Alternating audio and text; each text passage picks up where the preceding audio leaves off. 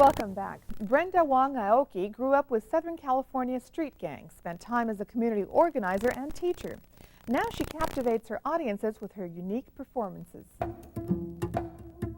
Brenda Wong Aoki is the type of person who commands your attention, whether in this Gap poster taken by famed photographer Annie Leibovitz or on stage performing. She's a storyteller, but not the type who sits on a stool and reads from a book. The seaweed, and sold it to people far away in the big city. 2 baskets on a pole. A lonely old man. Brenda Wong Aoki was the first and still is the foremost Asian American storyteller in this country. Her desire to perform can be traced to her youth in Southern California. I'm Chinese, Japanese, Spanish, and Scots, and I grew up in LA County. And being that mixed, I spent a lot of time with the Polynesian community and with the Latino Chicano community, because actually in the Asian community they're quite rigid about if you're Chinese, if you're Japanese, you're Japanese. And us being so mixed, it was much easier being with Polynesians or Latinos, because this concept of being mestizo, being a mixed blood person, was embraced. It wasn't something like, oh, too bad she's not pure, which is more of a Japanese kind of attitude. And I performed in the luau's and learned how to dance and sing. It's because it's part of the culture. It's not because I was a gifted little girl. It's just because in those cultures, people just do that. It's part of living. We all from the islands.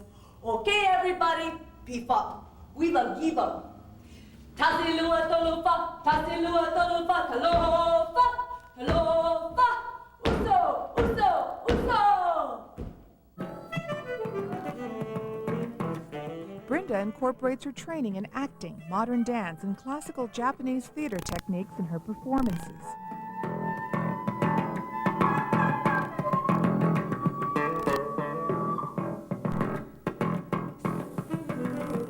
I guess my whole theory is that if you can say it with movement, then say it with movement. If you can say it in song, say it with song.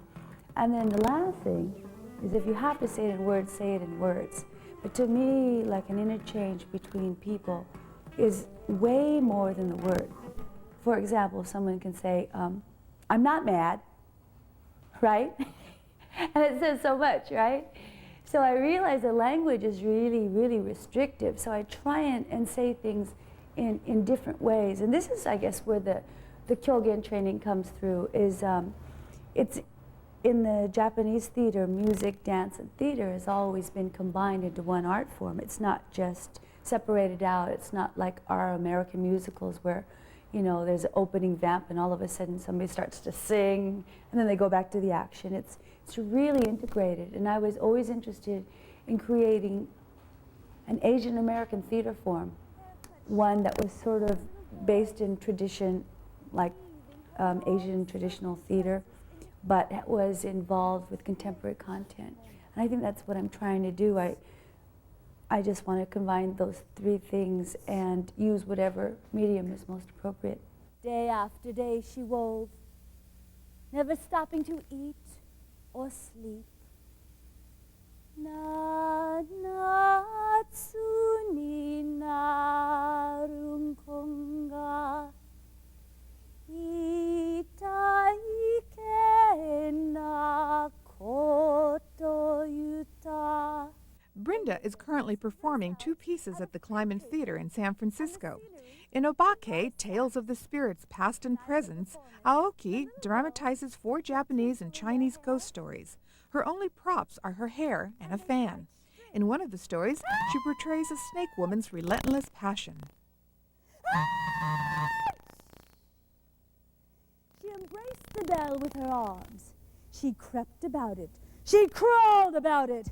Her purple robes flowed over it. Her purple robes glittered with 1,000 golden scales. Long flames burst from her lips. The show that I'm workshopping right now, which I'm really excited about, you're always excited about the thing you're just creating right now, is the Queen's Garden. And the Queen's Garden I feel really passionate about. You know, I didn't always make my living only as a performer, you know. I spent many, many years as a teacher and community worker.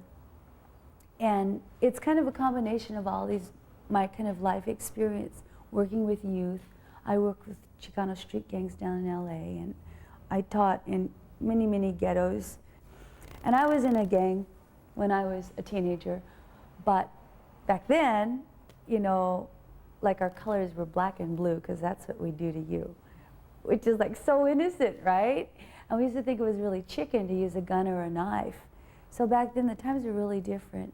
So it kind of, the whole show goes from the 60s to the 80s.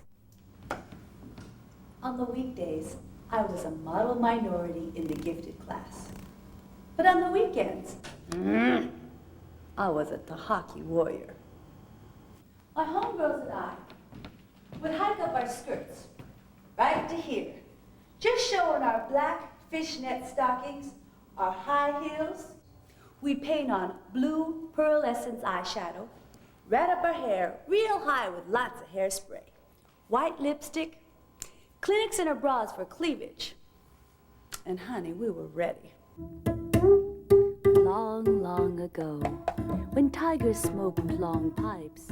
Last year, Brenda released her award-winning debut album, Dreams and Illusions, Tales of the Pacific Rim. It is part of a family show that she's very proud of. You can pick up books on Asian culture, and you can read the newspaper about kids in the street being in gangs, and you can learn a lot of things intellectually. But I don't think things will change in this country until people are moved with passion. What I hope is that I can fire a little passion. You can see Brenda perform at the Climate Theater, 252 9th Street in San Francisco. She's been extended through November 10th. For reservations and information, call area code 415-626-9196. And we'll be back with a visit to Open Studios artist Joe Sam.